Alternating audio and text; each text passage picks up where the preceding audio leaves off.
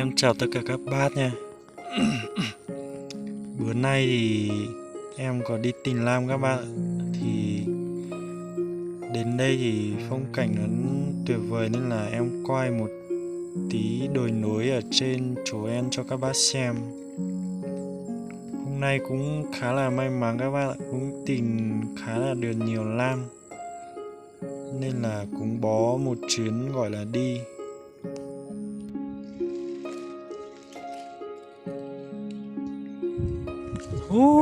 Cao chưa mọi người ơi.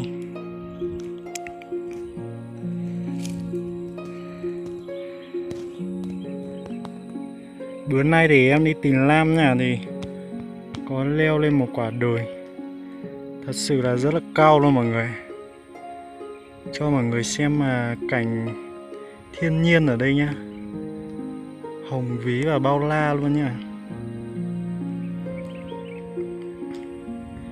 Nhớ rồng đó, nhớ rồng bên mông à.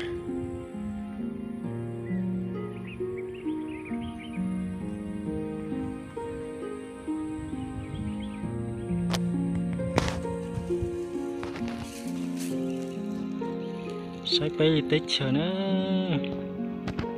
Tốt trong học về mà, rồng cao thì tiền nữa.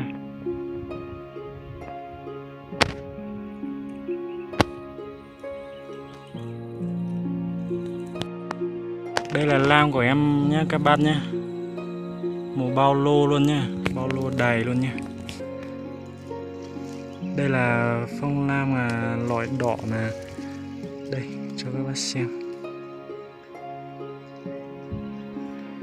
Còn đây là kiều nha mọi người. Đây.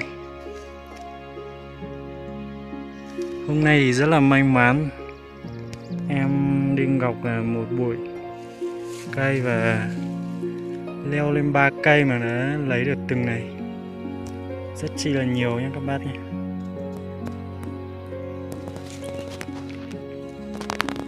Đây. Lam mùa này xanh tốt mọi nha các bác nhé.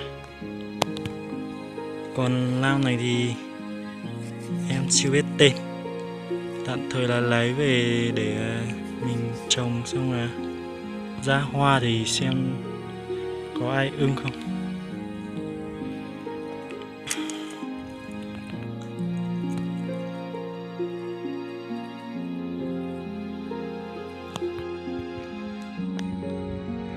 Đây nhà ruộng ở bên này các bác nhá, ở cái chỗ đây, ngay cái quả đồi mà có ruộng này nha các bác nhá. Em từ tích bên kia xong là leo qua quả đồi dứa này xong là mới đến đây nhé. Trình con đường em đi là bắt đầu từ cái khe ở dưới mà đen đen kia, xong là bắt đầu từ dưới kia theo cái đường dưới này nhé các bác nhé. Theo cái đường dưới này đi dưới này xong là em đi tích dưới bụi dưới bên kia nhé, xong là em mới leo từ tích dưới kia lên đây nhé các bác nhé. Đến đây thì phong cảnh nó tuyệt vời quá nên là em quay một tí phong cảnh cho các bác xem.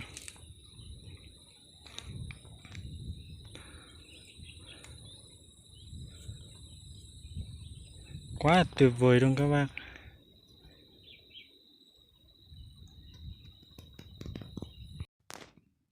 Dù video của em không được hay và không được đẹp nhưng mà vẫn mong các bác ủng hộ cho em một đăng ký nhé.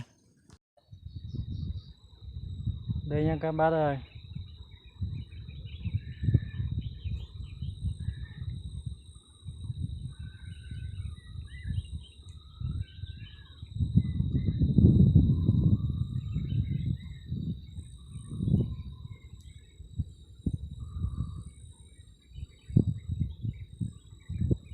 Hôm nay trời nắng gay gắt luôn.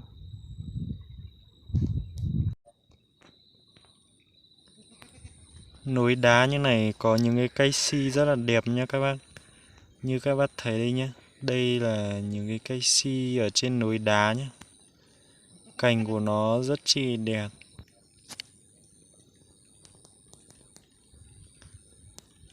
cành của nó rất là đều nhau luôn các bác nhé. Và những cái cây này thì thường là sẽ có rất là nhiều lang ở trên đấy nhé. Nếu mà có thì mình có thể chiều một cây là có thể lấy được khá là nhiều lang rồi nhé các bác. Đây vách sau chưa hả các bác? Sâu tích dưới kia. Cho các bác xem phong cảnh một tí thôi. Còn bây giờ là em sẽ xuống tích dưới kia xong là đi nhàn lắm các bác. Đây đi từ đây sang bên kia rồi lại xuống dưới kia nhé. Rất chi là nhọc nhằn luôn các bác.